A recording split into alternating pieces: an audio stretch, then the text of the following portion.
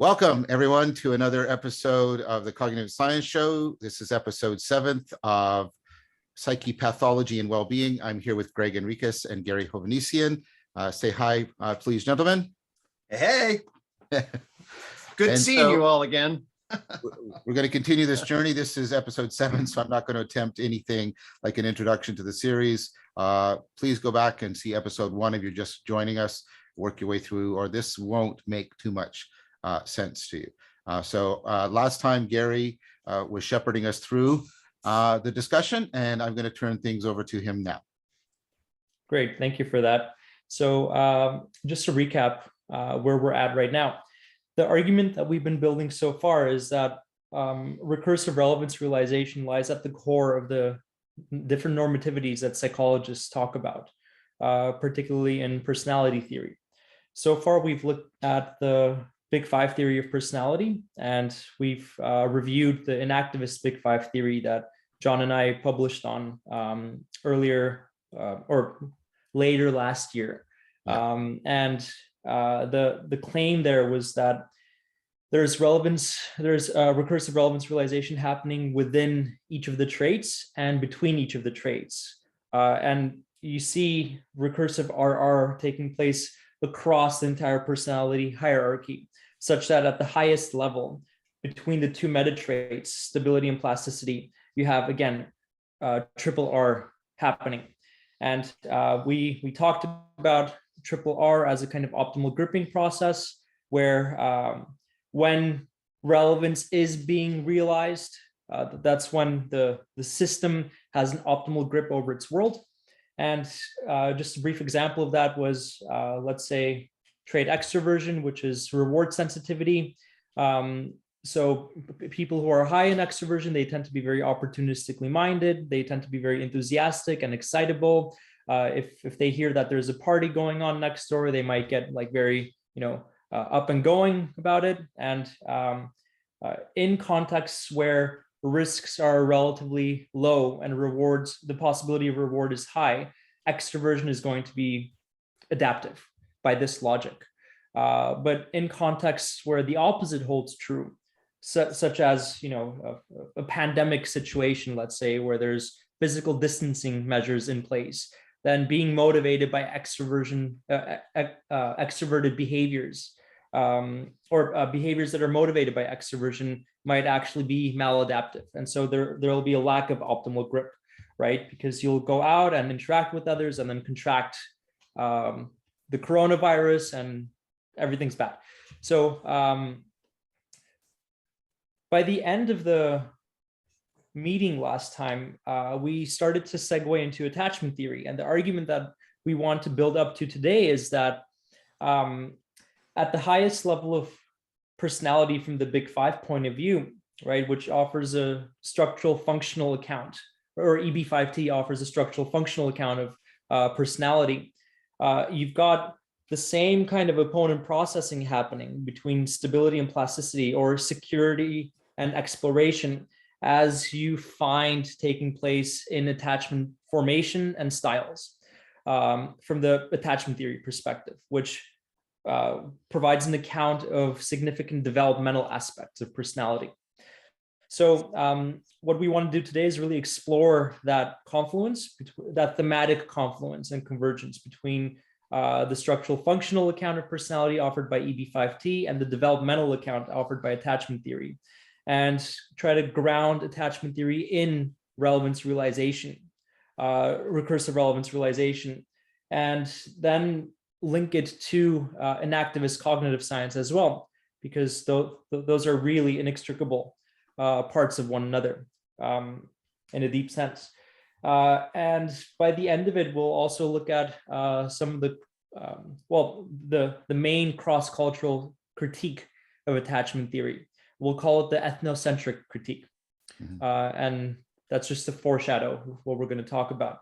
So, okay, anything you'd like to add? Yeah, please. So first of all, I want to also remember two things. One is the mapping of all of that into Gregg's framework, really bringing out the recursive in the recursive relevance realization, and he giving us an ontogenetic, phylogenetic hierarchy which adds deep time and deep development to the model we're building. So I wanted to emphasize that. And secondly, we were talking about the recursive relevance realization theory of the traits also as something that's applicable not only within individual cognition, but also working within distributed cognition. In fact, that might even be one of the primary functions of the personality traits, is to optimize for distributed cognition, optimize the functionality of distributed cognition, giving us hyper agency for dealing with hyper objects. So I just wanted to bring out those two things. Yeah, lovely. And I'll just say, in terms of the stack and the way I think about it, so phylogenetically, so we have organism into animal into mammal, and we can see approach, positivity, behavioral activation stuff that has to then be regulated with behavioral inhibition, avoidance of danger. That grounds your extroversion neuroticism in the animal mammal structures. Okay. And then in social mammals, you get agreeableness. We can argue that this creates the ground then of agent arena, agent other arena relations in general. There's definitely some hints of things like openness and conscientiousness, but I would say those are sort of then seeded at the human person level, and the process of sociocultural acculturation, socialization processes can be then framed at the human person level, whereby conscientiousness about order, openness about exploration. And so we can see that stacking. We had that conversation, really interesting conversation about agreeableness. It's got the self-other function, but also when you do other, you're going to orient towards some sort of conservatism, social stability, organization there. When you do sort of disagreeable, you're going against the group, you're exploring, you're edging yourself out. So there's clearly some of that, so that agreeableness would be more a stability function probably, and disagreeable more of an exploration function. But there's also this whole self-other dynamic. And we sort of made the claim that that's a little bit murkier than extroversion versus neuroticism, or openness versus conscientiousness in this stability plasticity dynamic. Right. I think it brings out another dimension of optimal gripping that's not really talked about well in the existing papers, which is the self-other dimension. Very much. I think that's an excellent theoretical point. I would love to explore ways of linking that with attachment theory, actually. Yes. Attachment styles. So we will. Yeah. Let's keep that on the back burner as we move into star a little thing called the influence matrix, and we'll bring a lot of this together. Okay. Excellent. Okay, so thank you for filling in those gaps. So now that we have a relatively rich picture of the problematic, let's move into it. So last time we ended by talking about or introducing attachment theory, at least in the historical sense. Right. What inspired it, how it came about, what the main rationale was, and maybe we can start by resuming some of that before we get into the theoretical assumptions, or actually theoretical formulations, sorry, of attachment theory. So at the time,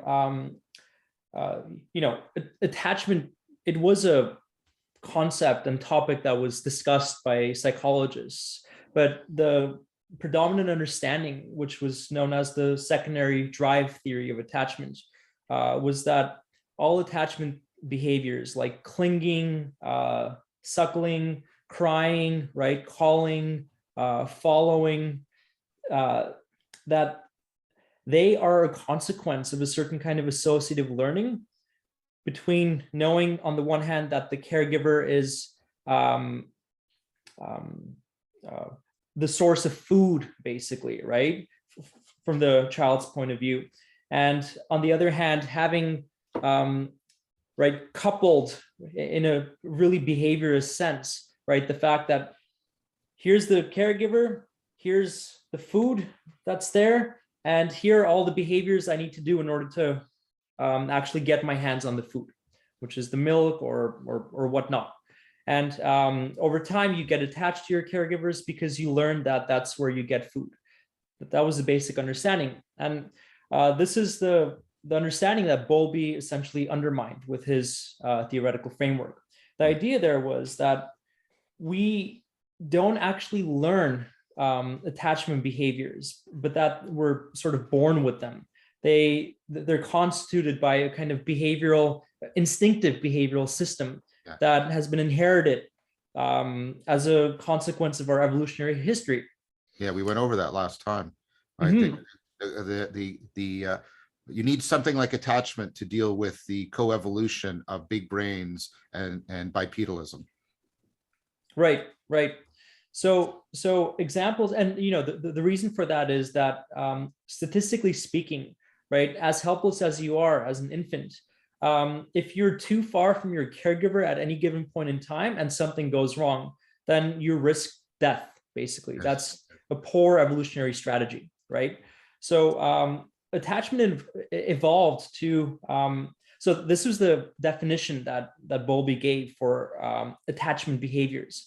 Attachment behaviors are all and any behaviors whose predictable outcome is proximity with the caregiver. Mm. And so this is where control theory sort of comes in, and his anti-teleological approach to attachment comes in. Look at the wording, right? He's not saying that attachment, the function of attachment is to bring about proximity between caregiver and infant. He's only saying that with any attachment behaviors, the predictable outcome is proximity between caregiver and infant.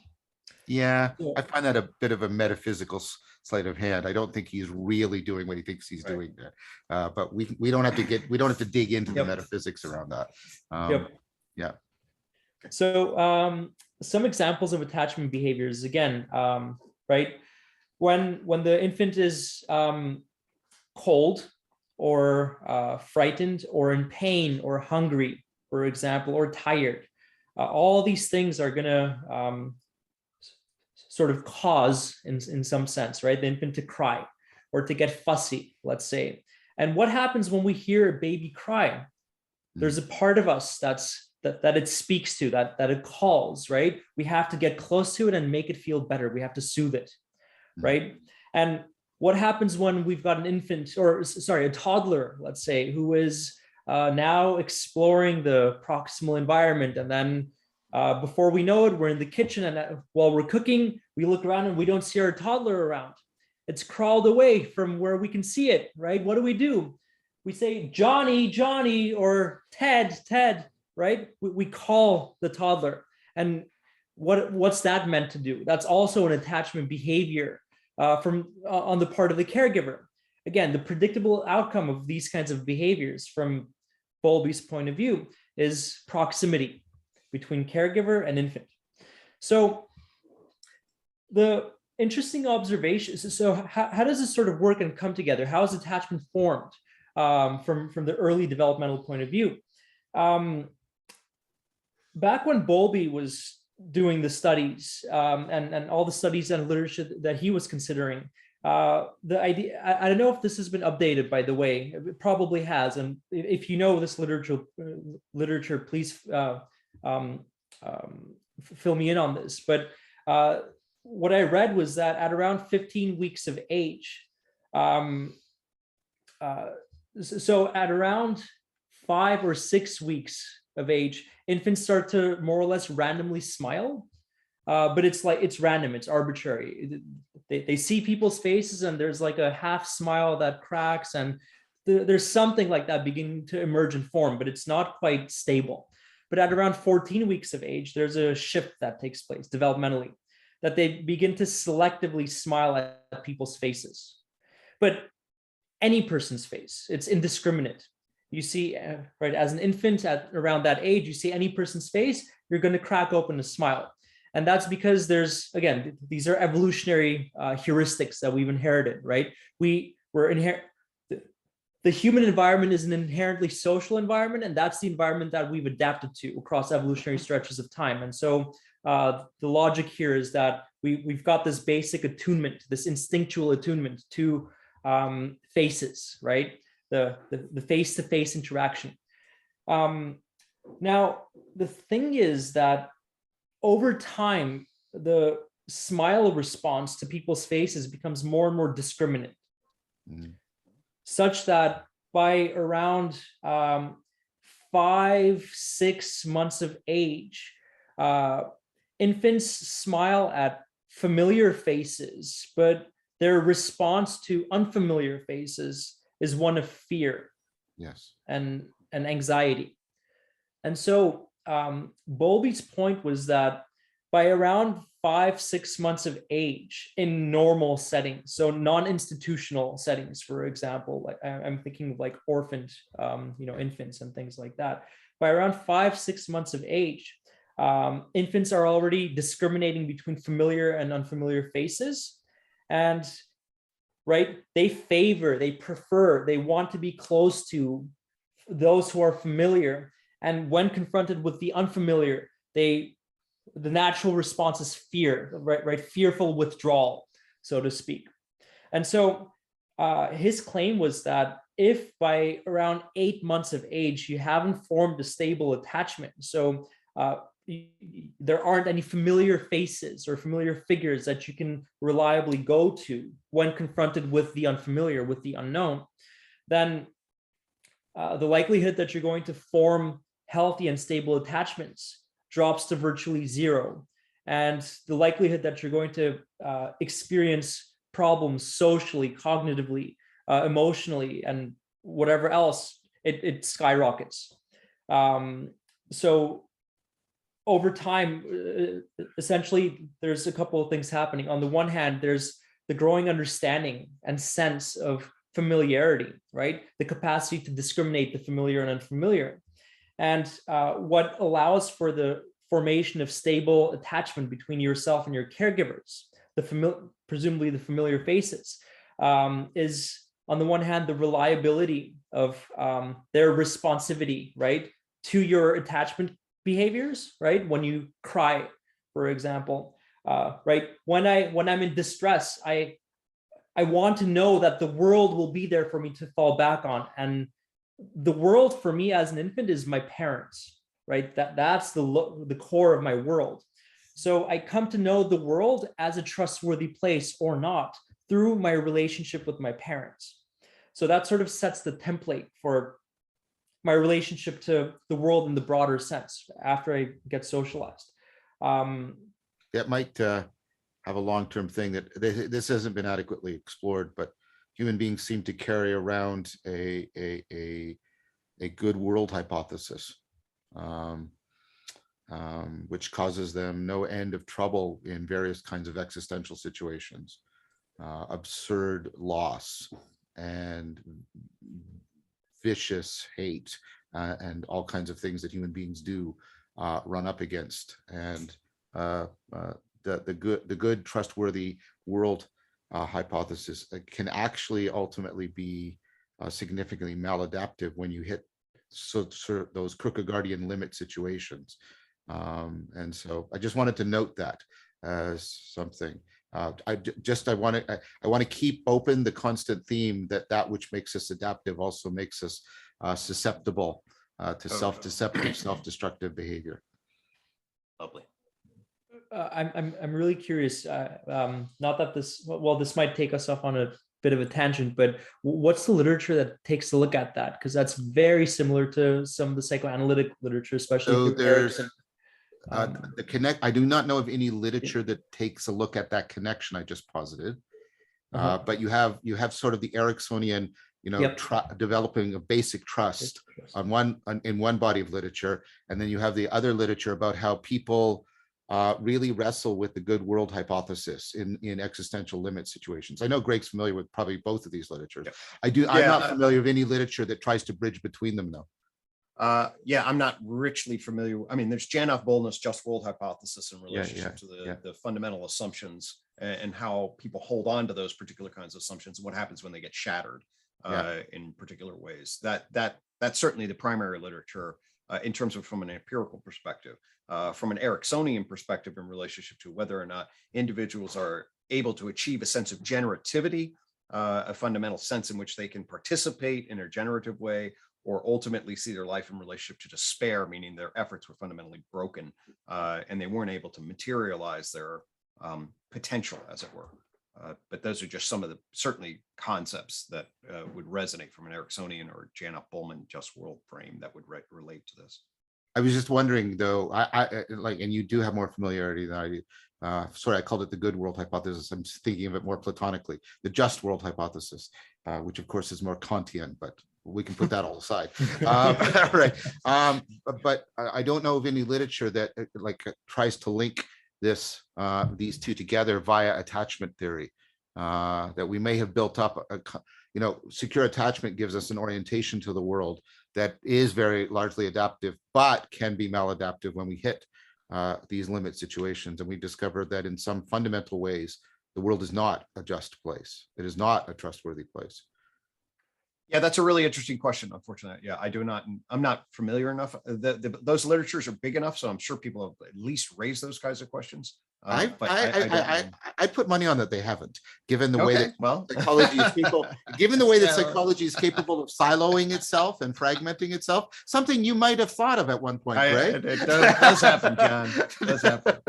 Well, anyway, yes. So I want to make it clear to everybody listening. This is just conjecture at this point. But of course, one of the functions of science is to raise unasked questions that seem plausible and relevant to ask. So, but I'm going to turn things back over to Garri now.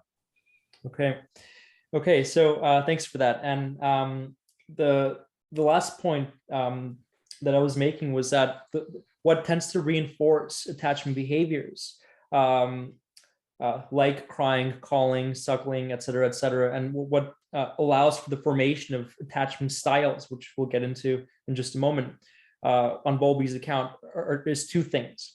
One, how readily the caregiver responds to the infant's cries, and two, how readily the caregiver initiates social interactions with the infant. In other words, coming in, making faces, singing, babbling, et cetera, holding, and then playing with toys, these sorts of things. Because really that from the infant's point of view, if you try to imagine, right, as an adult, albeit, if you try to imagine what that's like, right, there's something important happening that you can't understand, but it nevertheless grips your attention, which is the emergence of a face that you can get dynamically coupled to in real time. And there are studies demonstrating the power of, and also the necessity and really the power of these dynamical coupling patterns that unfold between infants in the pre-verbal stages and in their interactions with caregivers or with others. And maybe I'll actually cite one of these studies because it's super interesting, at least to me. So if you put infants in front of their caregiver, just in front of their face, they're going to prefer that obviously over a recording of their caregiver's face. Right. If you do away with the visuals of it, and you just put a recording of the caregiver's voice, they're going to prefer the visual over the caregiver's voice. However, if you create if you put the caregiver online, right, with a microphone and a speaker, right, such that they can enter into a conversation, right, a behavioral sort of conversation through just sound, they're going to favor that over either the visual recording, right, or the auditory recording. Yeah, I just want to comment on that. Mm-hmm. And first of all, and the fact, that good caregivers enter into ghostly dialogue with their children. They speak both sides of the dialogue, which is a really strange behavior, and we just do it naturally without thinking about it. Nobody teaches. What do you mean? What do you mean? How is Timmy today? Timmy is really happy, right? They both sides. Mirroring. They speak on Timmy's behalf. I've actually taken that up as a pedagogical principle. I'll go in and I'll teach, and I'll address a question to the students and then answer it on their behalf. I'll say, oh, you may all be thinking this, and then you'd be thinking, and this is how I would respond. And if I found, I haven't done a scientific study on this, but anecdotally, if I do ghostly dialogue, that really primes actual dialogue for the students. They're much more likely to feel comfortable of entering into actual dialogue with me. That's really funny. So anyway, one of the, go ahead. I'm just going to say one more thing, and then I'll let you go, Greg. And I'm thinking here, and this somehow. So first of all, the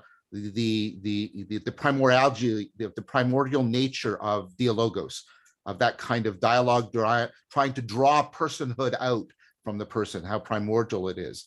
And then all of Siegel's work showing that the capacity that predicts whether or not parents can enter into that is the capacity for a fluent and coherent autobiography. Their use of a narrative for themselves predicts how well, but if they have and this helps to explain why things get passed on. But if their autobiography is broken by trauma or by repression, right, and it's a broken, fragmented one, then they have that predicts that they're less capable of good attachment with their children.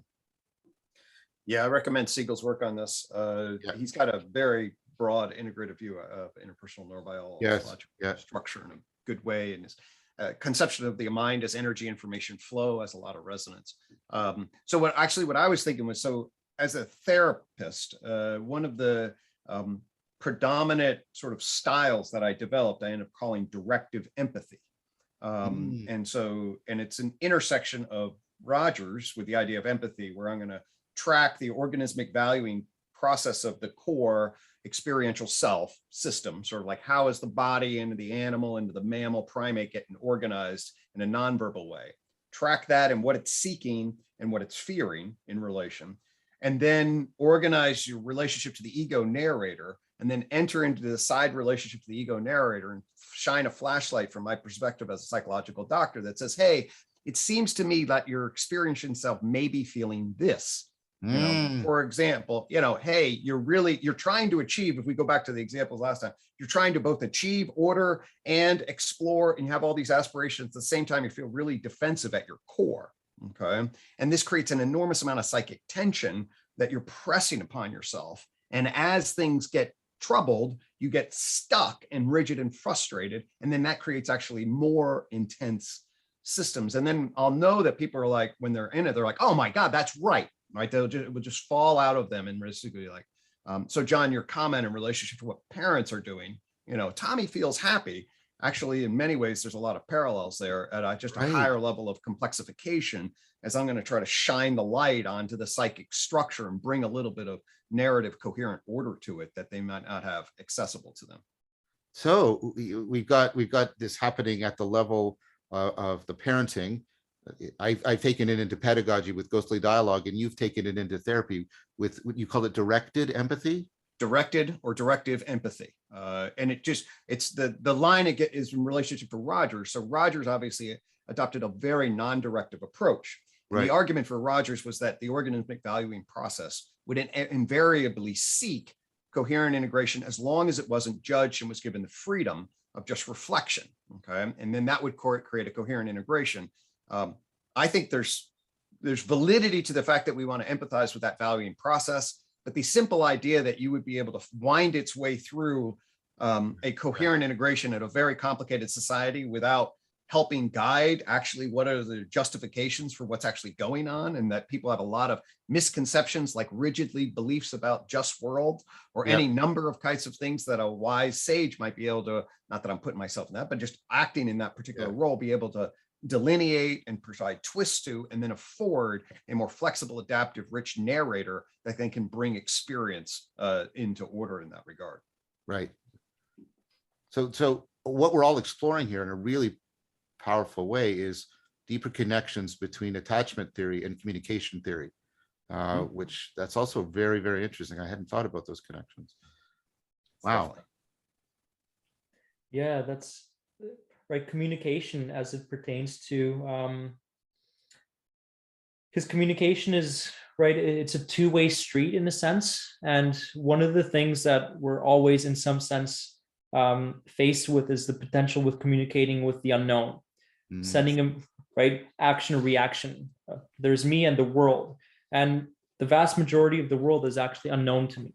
The rest of it is just like my finite limited models of how the world works and the different zones right of reality where I feel relatively stable and sure of myself. But if there's a lack of security that one has within oneself, then that's likely going to discourage oneself from communicating with the unknown, from interacting with the unknown, which is necessary for like stable, healthy, adaptive being, I would say, in the world. So one thing I'll just add to that is, at least from a UTalk perspective, we want to have really 4 lines of communication in the human person layer, meaning there's the primate line. In fact, I'm petting my dog Benji right now. I took him to get his nails cut. Okay. So you walk him into and he doesn't like that. So all of a sudden he gets anxious and he'll start pawing on me and he'll try to hide behind me and stay in proximity to me. Okay. Because he's got the attachment behaviors. And then I care and I use, hey, it's okay. I try to soothe. All of that's happening at the mammal level. It's proximity, it's attachment, it's grooming. Okay. It's hugging. And then for us, we're now narrating at the person culture justificatory level, the propositional networks that bring to bear. And certainly for me, a lot of human psychology is in this interface between our primate, embodied, perspectival, participatory, procedural knowers that are embedded in enacting, and then our propositional justifying knowers, and a huge amount of, either misguided hell or good coherent integration happens in relationship to the vertical and horizontal flow across maybe those 4 lines of communication. Gregg, do you think one of the things that Siegel's work is pointing to, this is a question, is that one of the things the narrative might do, especially autobiographical narrative, is get the proper alignment of the 4 Ps so as to facilitate better attachment? Do you think that might be? Actually, what I would think he'd say is actually what affect does, is actually does that across all systems, but narrative provides the context in which affect can be actively integrating. I see. Right. That's okay. better. That's so better. If you have a narrative that then can basically like, hey, I was humiliated. Okay. Yeah. What the narrative does is the ego then shines the light and affords a propositional network that then enables the system to be, if I'm a man and I would never be humiliated, okay, in terms of my egoic structure, then how could you possibly create a flashlight that would afford that? And then this thing stays in the shadows. And then the actual experience of humiliation in that moment can't be brought to the stadium of the mind, as it were, and get integrated, but instead stays in the shadows of it, but still has significant impact, i.e. gets to a fragmented, vulnerable structure of insecurity, because the system of justification is trying to maintain its structure through dissonance, but it's not able to metabolize it and create the affect, which then brings to bear this energized motion across the stack and says, oh, here's my embodied narrative way of being in the world that affords clarity about what happened to me and what I might ought to do about it. And then you want to regulate what you might ought to do about it in a direct way, because you're as a person, you got to do it over time. But I would say that that's the narrative structure, when done right, affords the affective structure to really integrate across the stack.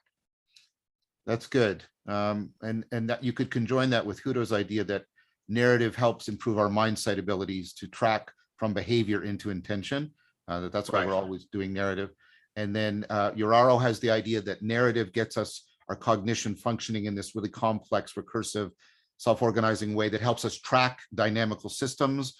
So we can get a lot of convergence around why narrative might improve attachment then. And I would just say that the narrative really serves the integrative function across time. Okay. Yes, so the egoic structure is across time.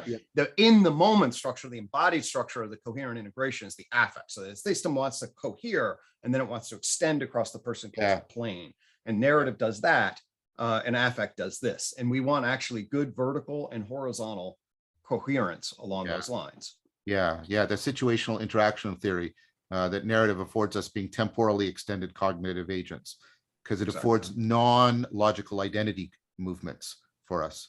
Yes. We talked about that in the elusive eye, right? We did. Exactly. Okay, so there's a lot of why narrative would map into attachment. It's very, very cool. Totally. Very interesting. And maybe I'll just make one comment about this, and then let's get more directly into the attachment stuff. What happens in the absence of narrative? It's like affective chaos in a sense, right? Because the world becomes, in the temporal sense, or the future becomes relatively unpredictable. And so one of the things that narrative protects us from is the chaos of the unpredictable future. And it's interesting how attached people become to their own narratives and their own belief systems.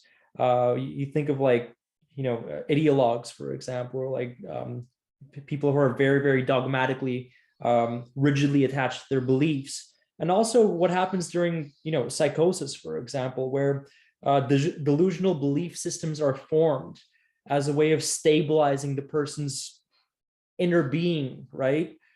Because in the absence of such narrative structures, delusional as they might be, the world still becomes too overwhelming to contend with, in the affective sense, perhaps. But how this relates to attachment is, again, the same sort of theme where we need a kind of security in place from the unpredictable and intolerable unknown, let's say, such that it'll encourage us to face it and to actively engage with it and make sense of it. And so, I just want to comment on that because I like what you just did, how narrative is a way of temporally extending the way Gregg was talking about our security zone. And of course, it goes awry in conspiracy theory and magical thinking, as you said. But I would also note that cultures have ways of undermining the rigid grip of narrative. You have koans, you have parables, you have people that move and give priority to dialogue over narrative. I'm engaged in some of those practices. You have people where you have contemplative practices that try to get us beyond narrative frameworks. So there's also a lot of mechanisms that are, and I think one of the things religions do is they try to get the narrative and the trans narrative into some kind of optimal relation. Our culture is really messed up on this. And so we oscillate between being completely irrelevant cynicism and conspiratorial narrativity, and that's where we live right now. And the fact that we oscillate so violently with so much volatility between those is how much the opponent processing is really breaking down. So I just wanted to put that in. No, that's a great point. I love that point. Mm-hmm. So let's talk about this dynamic between security and exploration. Finally. Exactly. Yeah.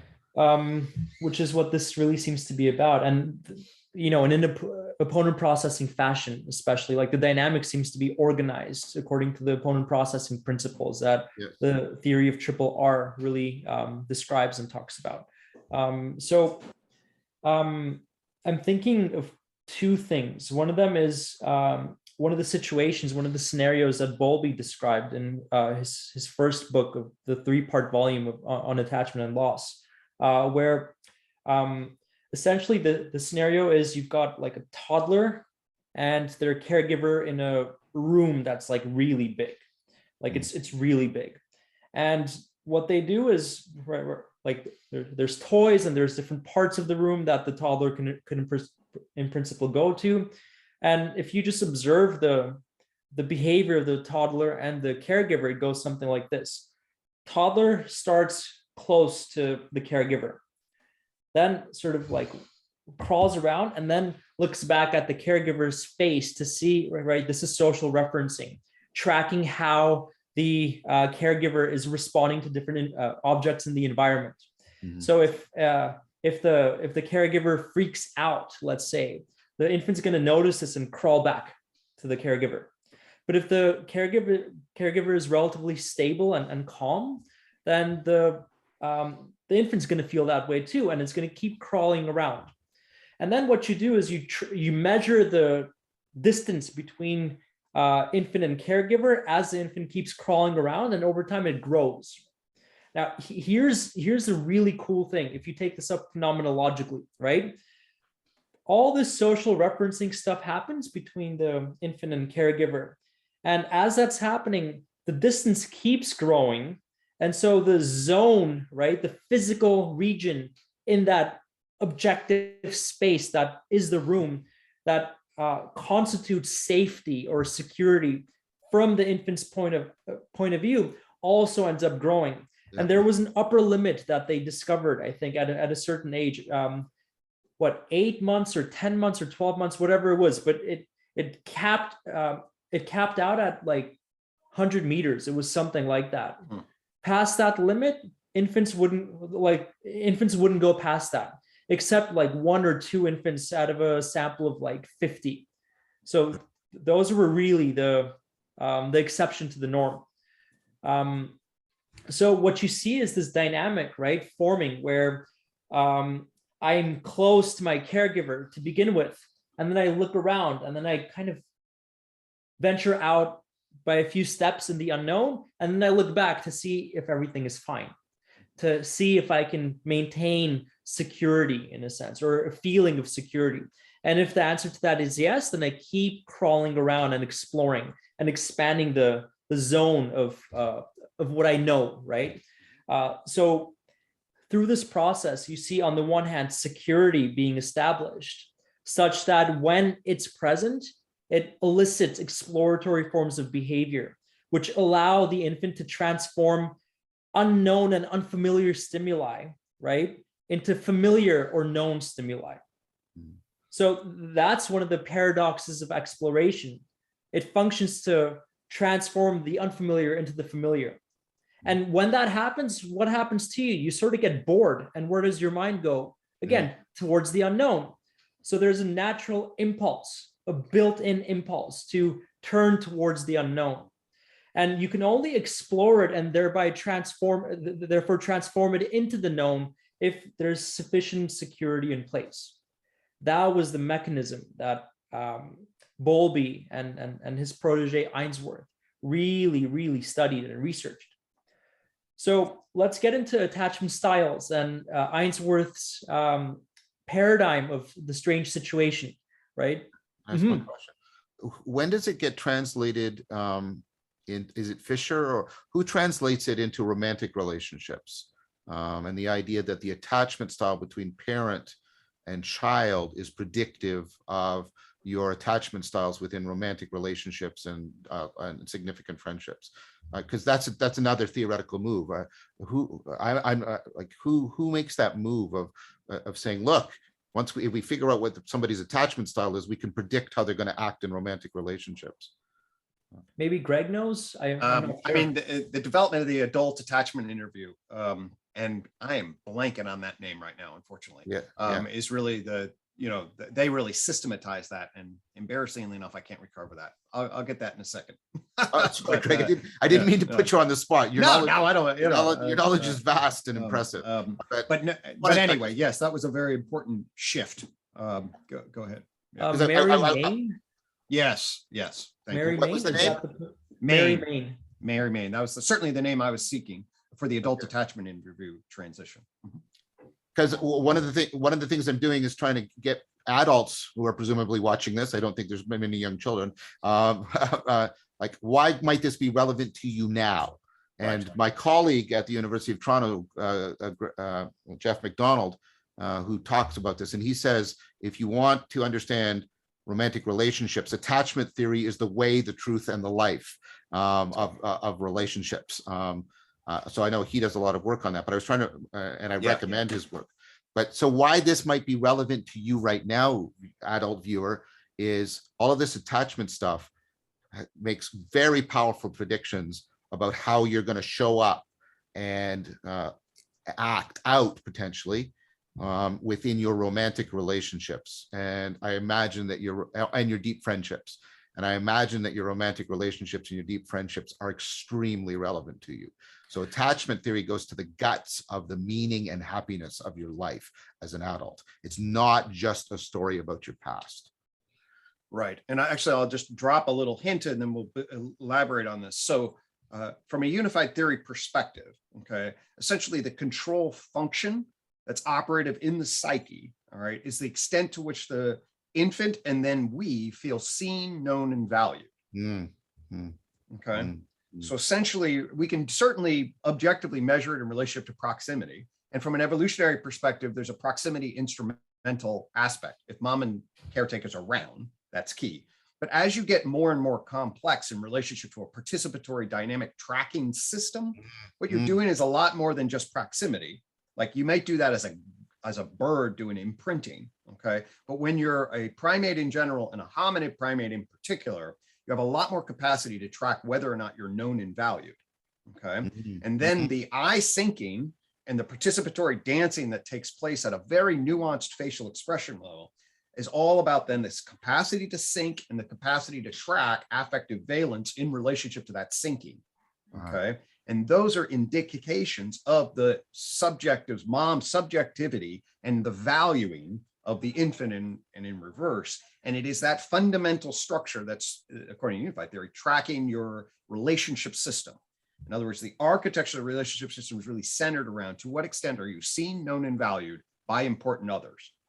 So now if you want to make that relevant, just go back in your life and ask, to what extent is being seen, known, and valued? Think about all your memories, people, all the life memories. Well, many of them, maybe some tragedies, involving accidents and other kinds of things, but your core autobiographical life memories are going to be tied up with being seen, known, and valued, or frankly, the reverse. Yes. Okay. When you're devalued, not seen, not known. This becomes an architectural core structure, and certainly in psychotherapy, of all the concerns that people bring. To what extent am I seen, known, and valued, and how I navigate that is central to the human condition. You see this even in the center of sacred texts, where St. Paul aspires, hopes, has faith that he will know as he is known, that he will be able to know God the way God sees and knows and values him. So Lovely. it's right there, made into the center of a sacred way of life. So yeah. But actually, I supervisor was on a dissertation that then looked at attachment theory and theological relations to God in an interesting way. And explore. Oh, I hadn't thought about that. So yeah, of course. Do people have avoidant or anxious or secure attachment? Totally. Oh wow. That is at some point we got to talk about that at length, because that is super cool.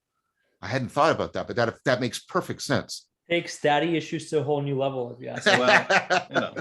Well, I mean, obviously, right. The psychoanalytic conception of God itself essentially is, this compensatory structure, this infantile compensatory projection structure.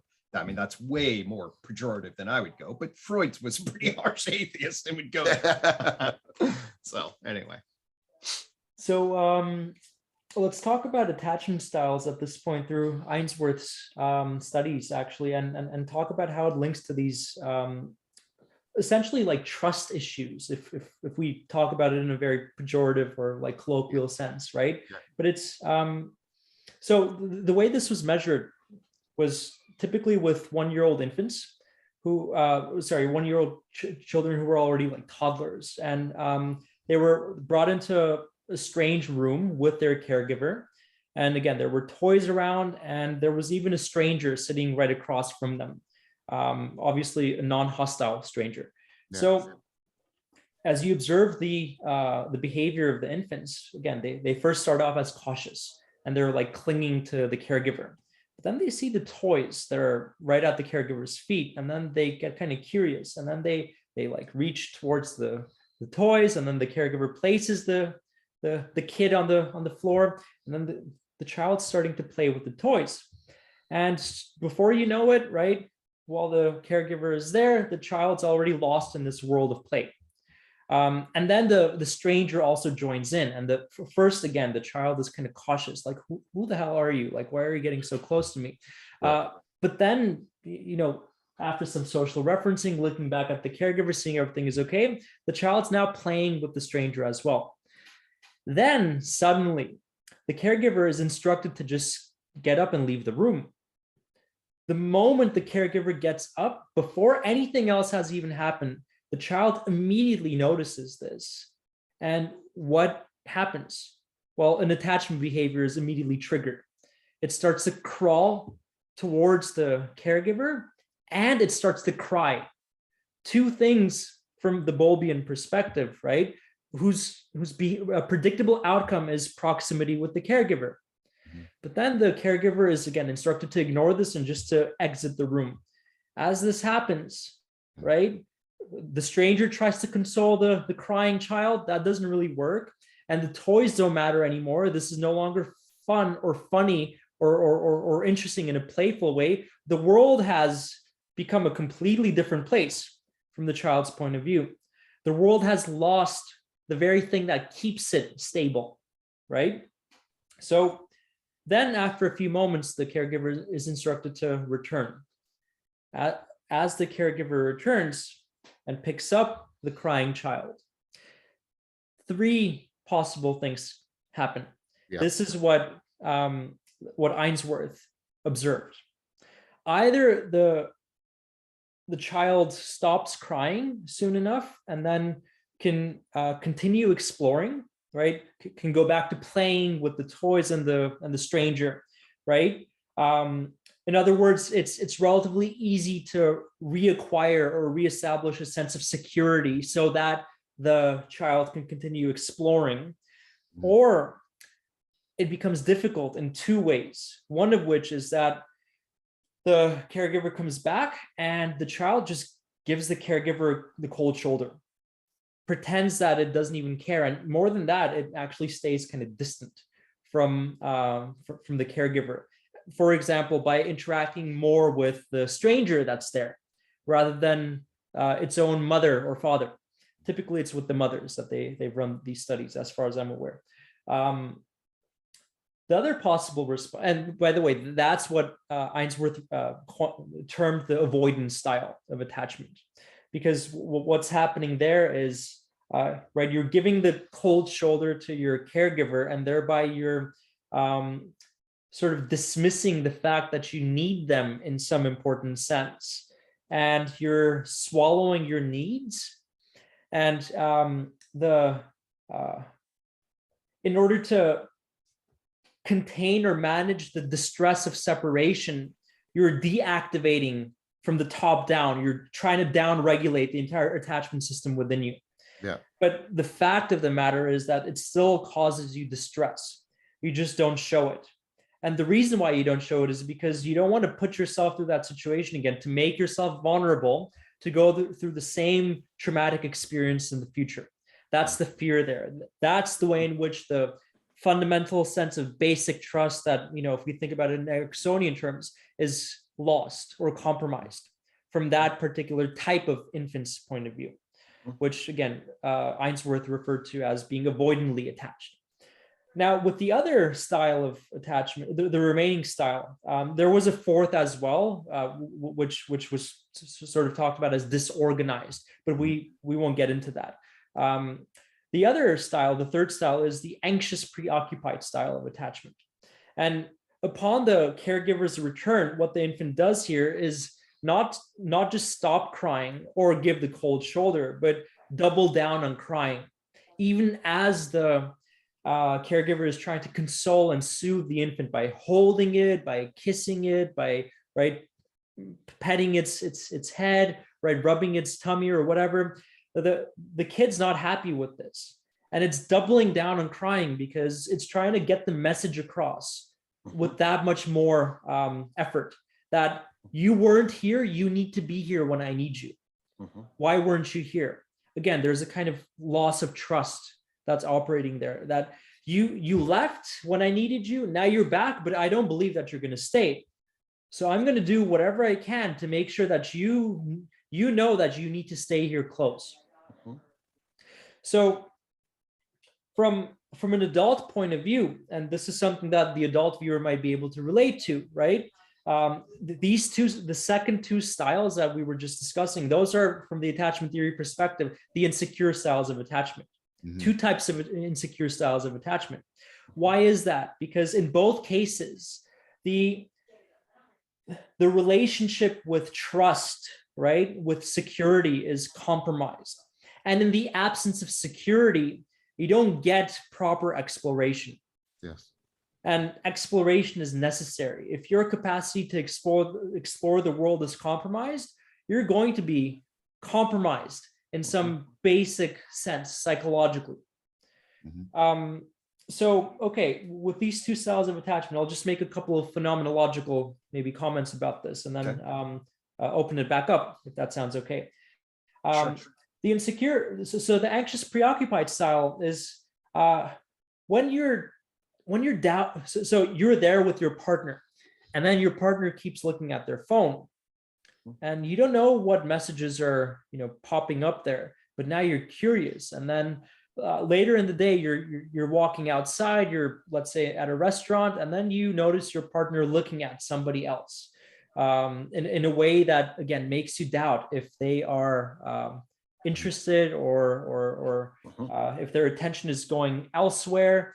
And then if you're anxiously preoccupied in your style, what you're going to do is you're not going to let go of that. That's going to be on your mind, sort of haunting you, and you're going to probably bring it up to your partner oh, who's texting you all the time? Aren't you popular today? Or you see that, let's say the waiter is like, taller than you, or more fit. You're going to be like, oh, back in the day when I was going to the gym, I could bench press like 200 pounds, or make these kinds of comments.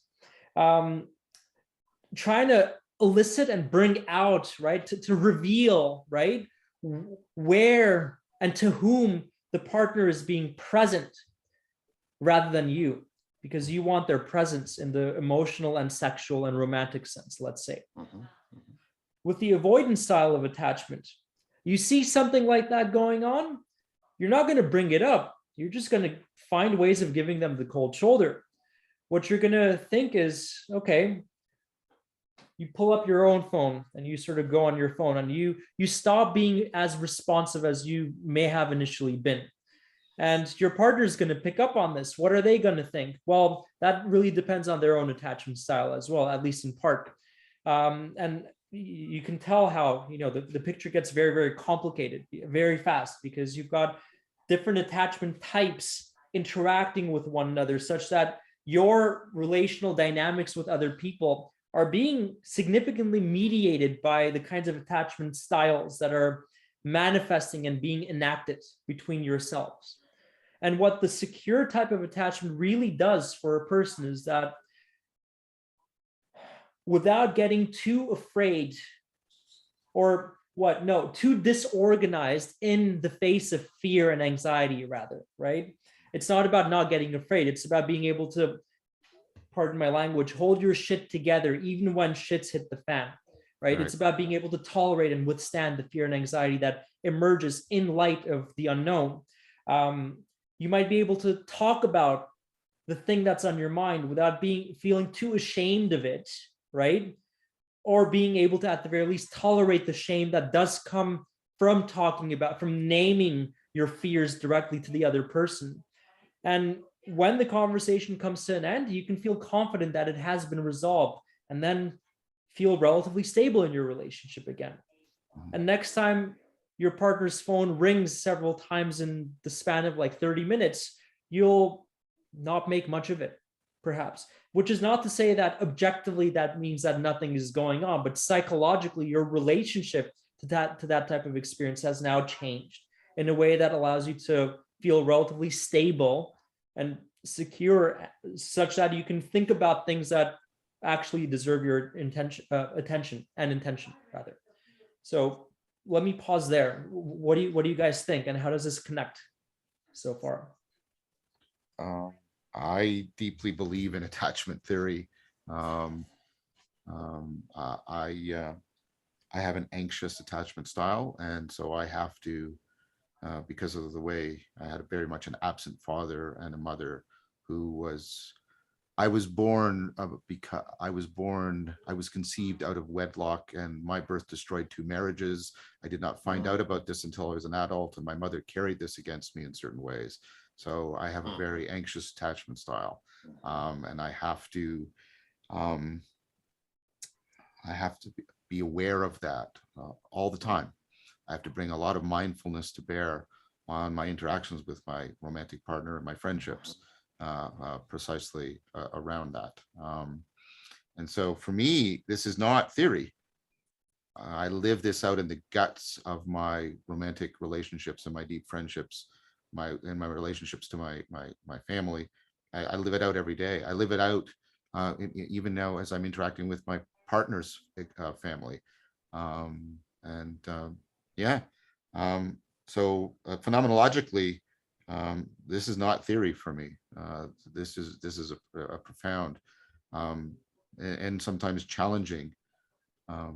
This is part of what I meant when I've told people one of the functions of virtue is to cultivate character that can be compensatory for constitutional deficits that you happen to find yourself with. And so part of the reason why I pursue a Socratic way of life is I've come to realize, and now I more explicitly try to aspire to this, is because it helps me to compensate for an anxious attachment style. So I do not I do not regard this as in any way a theory in the pejorative sense. I regard it as a theory in the scientific sense. I think, and not only is it very well empirically confirmed, and it shows predictive fruitfulness, all the good measures of a theory. It's one of those theories that I find in the very guts, the warp and the woof, the fabric of my phenomenological existence. I really appreciate that, John. I appreciate the vulnerability and your deep friendship. Yes. I'll say that I'm fortunate, sort of in the other way, in the sense that my mom was an early childhood educator. I got a doctorate as Disney Teacher of the Year. I get born into a pretty secure family system. And certainly I've had my trials and tribulations in relation, as everybody has. But I'll give you an example of I am built around a pretty secure attachment. So a story I like to tell my students about what that means, because I obviously work as a clinician all the time with people or not. It's not hard for me to empathize with it, but I feel very fortunate that when I shift into my primate self, a lot of shit's got to be happening for me to really start feeling wobbly. Okay. So I'm fairly secure. The story I tell of this, which is kind of humiliating, but I'll tell it anyway. So when I was in the 10th grade, I was attracted to this woman, beautiful woman. I thought I was, all that, and I wasn't. But I ran up to her and I gave her a rose in a bag. Okay. And this was at break. And this was between second and third period. And it was a little note and a rose. And I said, hey, would you go out to dinner with me? Okay. And then we fast forward to cafeteria. And I happen to sit down. I get there early before my little friend pack is there. And 2 tables over with all the cheerleaders is the girl that I just asked out. And they're all laughing and giggling. And one moves to the side, and guess what's right in the middle of their laughing and giggling, looking over at me? But my rose, my bag, and my little card. Oh. All right. Okay. So there you are. You're in 10th grade. All popular, good-looking girls are 2 tables away laughing at you. All right. That is seared into my consciousness. I'll never forget that. Okay. But the nice thing about a secure attachment ultimately is as you feel that humiliation and shame, and you go down into a grunt, and ultimately I land at, actually, you're making a mistake. That's an error on your part. You should go with me. Okay. So there's a fundamental then sort of felt sense, even in the enactment of kind of a humiliation kind of dynamic. I'm able to drop into a base of like, no, I'm lovable and competent at a core. And that this is an error on your part. I trust me, and I trust my capacity to find grounding in relation, even in the face of pretty strong evidence. Maybe I shouldn't. Maybe I got a just world confidence in myself that is misplaced. But fundamentally, that's the difference then between somebody that's actually anchored. If I had an insecure attachment in that place, that was a very strong situation to pull vulnerable insecurity. And if you're grounded or not grounded in a particular place, then you're either going to get very dysregulated. I like the term hyperdependent for the anxious, okay? At least there's a hyperdependent signal that says, oh my God, I need proximity, I need care, I need fusion, or else I'm gonna get, okay? And then there's the dismissive counterdependent. And the general insecure state is a very strong splitting between a counterdependent runaway, avoidant runaway, and a hyperdependent signaling of need. And that polarizing structure, okay, then the 2 major disorganized attachments then center on one or the other. I mean, the 2 major insecure, the disorganized actually can't tolerate and fundamentally vacillates in a very erratic and problematic way. But all the insecure structures are pulled in a very dangerous dialectic of this one side or the other. And to have virtue, you have to figure out how to have a healthy opponent process. And then if you're built on this kind of structure, you need additional work to maintain a healthy opponent process between these dynamics to achieve what I call a healthy autonomous interdependence, at least on the green line of the matrix. An autonomous interdependence affords a realization that, hey, I need you and I'm me. And it's the proper opponent process between both needing you and being me and trusting that I'll do what I want to do from a self-determined perspective in a healthy way versus, oh my God, I totally need you and I'll fuse with you and I will punish you if you ever try to leave me, or fuck you, I don't need anybody. That's a that's a counterdependent strategy. And the insecure folks get basically pulled very strong into one of these other strategies and then trying to regulate that is a very, very difficult thing. Yeah. Yeah, I appreciate you elaborating that picture theoretically a little more in terms of the two kinds of vectors that are at play within attachment structures. On the one hand, there's the avoidant bit, which is that I'm okay, you're not okay. And then there's the anxious bit, which is that you're okay, I'm not okay. Whereby with the avoidant bit, it's like, I'm gonna hold the world on my own. I don't need you. Whereas in the anxious bit, it's like, I can't do this without you. Unless I have you, then I lose my world. And it's interesting how, so what I've noticed is that you can be in the secure sort of zone, more or less, but you can be tilted in one or the other direction in different contexts in your life. Yes. So for example, Totally. yeah, like in romantic relationships, for the most part, I'm within the secure range, but tilted more towards anxious, preoccupied. It's very important to me to know that, right, I have my partner. And like the pathological end of that is like, jealousy, let's say, or inability to tolerate, certain forms of distance or whatnot. Though over the years, I've worked on it and I'm relatively content with where I'm at. With the friendship side of it, I think it's a little more toward the avoidance, but probably equal, right? But within the secure zone, I would say, but more tilted toward the avoidant. And with respect to parents, well, it depends on the parent, but again, I think it's tilted more toward avoidance. And when I think about how these styles that I've acquired in the past, because of my history, my relationships, things like that, how they factor into my character structure and my interests and my approach and style to like doing academic work, for example. I tend to feel like, I don't know if you two knew this about me. I think, John, I've talked to you about it quite a bit, but Greg, we haven't had a chance much. But I immigrated to Canada when I was 8, so English isn't my first language. So for a long time, I struggled to communicate. I struggled with feeling like I'm going to be understood. And, the kind of feedback that I would get on assignments and things like that. I was a pretty bad student, I would say. And it always felt to me, right, from my point of view, that no matter what I do, I'm not going to be able to secure what I want in terms of grades, at least. Whereas in Armenia, which is where I'm from, I was an A+ student. And so I always felt secure and confident when it came to that. I come to Canada and there's a sudden, right, fall from paradise, let's say. And what I ended up doing was what Gregg did, actually. I dropped into this zone of like, I'm okay, you're not okay. And I'm not going to evaluate or assess myself and my worthiness based on, grades, let's say.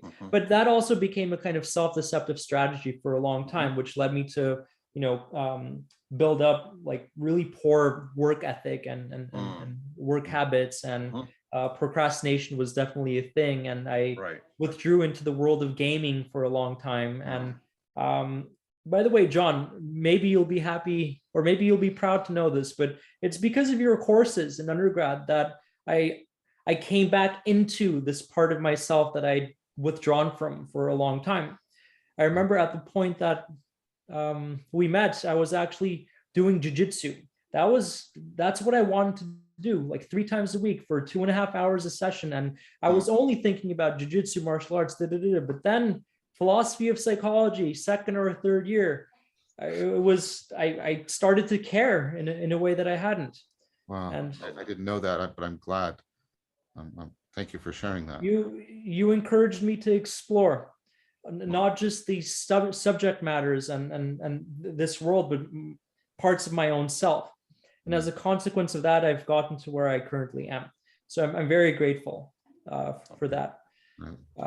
More than welcome. So I think you're making here one of the things I'd like. So I think we'd all agree that the primary lens we want to bring to these things is a transjective, dynamic, participatory view. Okay, that these things are not well framed or as effectively framed as just essentialist categories that we just inevitably bring around. Okay, so oh, I am this kind of attachment. Yes, I'm disorganized. I'm this. Yeah. It's yes, you can have certain kinds of internal working models, behavioral repertoires, and dispositions that set you into being channeled a particular way. Okay, but we're unbelievably dynamic learners. Yes. Okay, and we're going to look for particular paths of investment. And we can be thrown into different situations that open up different kinds of transjection participatory structures. And the argument certainly I'd have is that there's a circle of dancing that's happening, both in our specific relations. So you do it with your mom, you do it with your dad, and then you have your whole family, then you do it with your peers, okay? And the possibility of different kinds of trajectories is very high, you know? What we are able to see, and this is the adult attachment interview that Maine developed and others, is that, yeah, these patterns are very meaningful, just like trait dispositions. Right. And these are useful categories for adopting aggregate patterns, okay? But don't mistake them for essentialist categories inside the individual. Think about them as agent arena transjective participatory dynamics. Right. And then we can capture that. And especially if we have a good sort of evolutionary and developmental frame about why these patterns are functionally tied to each other, then we can actually say, oh, and that's really what the influence matrix in the relationship system is. Hey, you know, you used the word teleology before. It's like, yeah, I'm like, okay, we want to regulate our relational value and social influence, you know, and then we'll have templates for high relational value, high social influence, and we'll have templates for low relational value, low social influence. Those will be embedded in our structure because the goal states, the agent arena relation or agent other relation are absolutely central when we're in one of those structures or the other. The implications are tremendous, and we're tracking that. And this issue of engagement, or the green line, is absolutely central. How are we going to negotiate our levels of social exchange and dependency or independency in relation? And they're constantly iterative, i.e. there's constant recursive relevance realization in relation to each other. And it's that process that we are attuned to across time to cultivate the paths of investment that we are at least trying to maximize our relative to effort, the outcomes that we're trying to achieve. And that puts it in this very, very, we can abstract to afford these sort of categories, but we need to be very careful about abstracting them and turn them into essentialist things like they do with trait theory. Oh, the personality traits are what personality is. Not at all. Okay. And so that if you listen to it, you can hear the themes, but if you put it in, you forget and think that's the thing. No, the thing, the patterns we're extracting in the dynamic participatory way, and we have to understand that functional relation dynamic. And as a clinician, I do that all the time, which is I'm going to put you into an idiographic, particular contextual, historical, developmental pathway, you know, and then track you in that process. And that affords actually a lot more nuance. It affords a lot more complexity. It affords a lot more dynamic responsivity. And I think that's the frame we need to be bringing. So invoking, and I think you did that beautifully and brilliantly, the transjective evolving nature of this then allows, now we can take it back into the theoretical, why you could see attachment theory in relationship to recursive relevance realization. So maybe Garri, you want to speak to that? We're almost out of time. So maybe just sort of tee it up and then we'll talk more about it next time. Sounds good. Yeah, so two things are coming to my mind. One of them is the opponent processing between security and exploration that we see. On the one hand, so it's sort of like this. You need to have security so that when you're faced with the unknown, your response, your natural impulse will be to explore. Yes. In the absence of security, exploration is inhibited. So in the absence of in the presence of novelty, exploration is the main response if there's security. And in the absence of novelty, exploration is also inhibited, even if there is security. It's a bit of a complex set of propositions, but it's something like, if I have security in place and I'm faced with the unknown, my impulse will be to explore. In the absence of security and the presence of the unknown, my response will be to seek security by withdrawing from the unknown. That's the main opponency that's going on there. The other opponent processing that I'm picking up on here is that if you've already formed a kind of attachment style, which you have as the adult listener, at least for the most part, with respect to certain classes of social stimuli in your life, then think about it like this. If your main tilt is toward avoidance, let's say, I'm okay, you're not okay.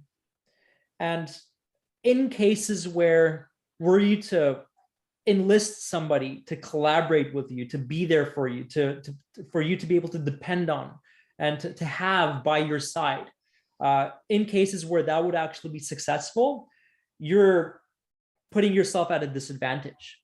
Like that's the sort of self-sabotaging that's happening there. In cases where you can't have anybody like reliable to depend on, and that's how you're relating to them, then you're not putting yourself at a disadvantage. You sort of are at a disadvantage for reasons that are beyond your control in some sense. So it's like, if people will actually betray you, then the right thing to do probably isn't to trust them. Mm-hmm. So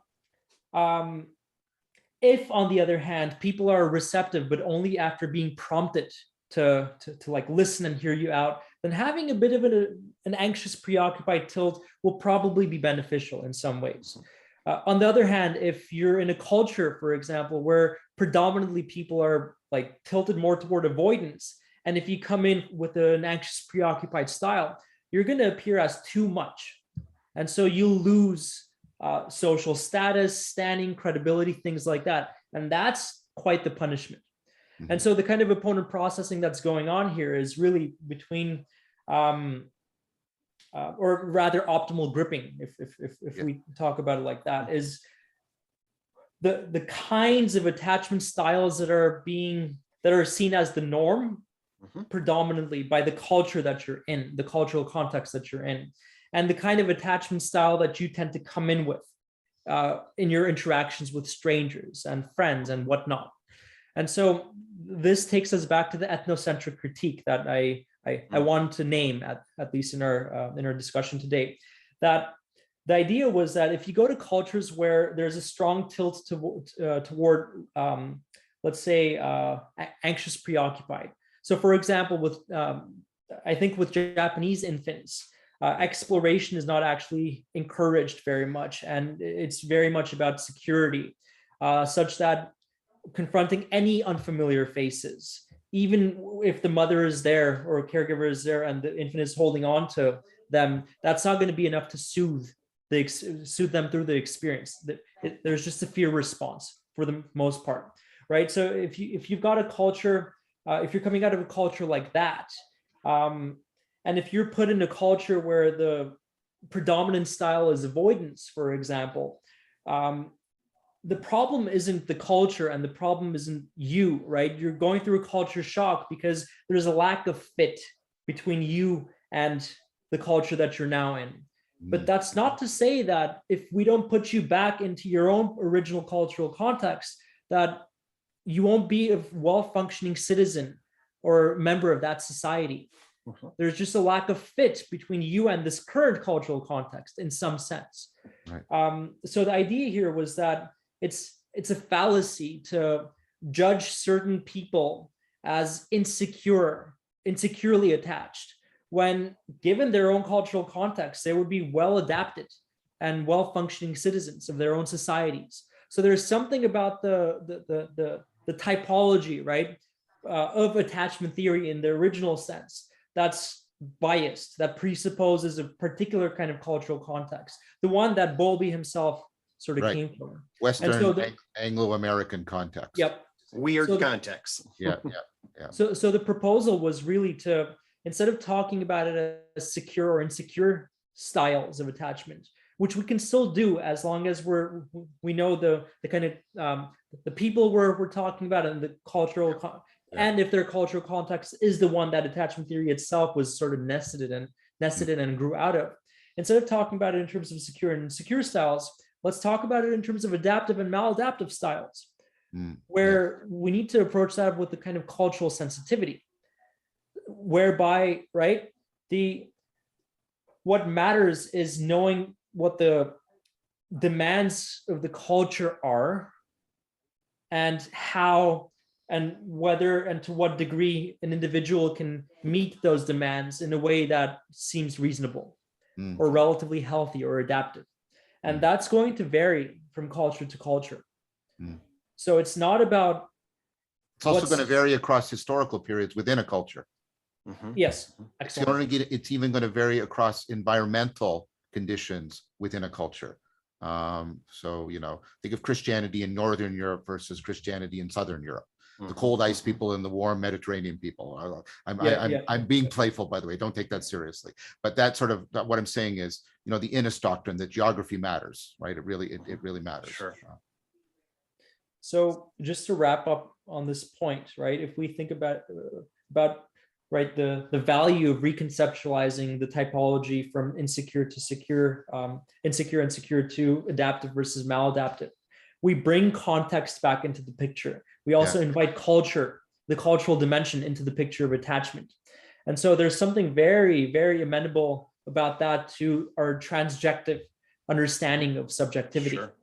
And so what we've kind of explored is the kind of continuity or convergence between personality theory from the Big Five point of view with personality theory from the developmental side of it through attachment theory, where at the highest level of the personality hierarchy, we've got security and exploration being played off against each other between the two meta traits, stability and plasticity, which is shared by which manifests in the basic dynamic in attachment formation and styles between, again, security and exploration. And there's an opponent processing relationship going on within both the Big Five as we've understood it, and attachment theory here, as well as the transjective and enactive dimension of both of these things, where, that in my mind is at least the beginnings of a kind of theoretical integration between these two major paradigms in personality psychology. Okay. So. Very good. Yeah, well, I look forward to picking that ball up and we'll see where we can run with it then. Great. This was amazing. So thank you very much, gentlemen. And I look forward to our next meeting. And thank you. I think it's appropriate to say thank you for your friendship. Yeah, Amen. Thank you. Thank you.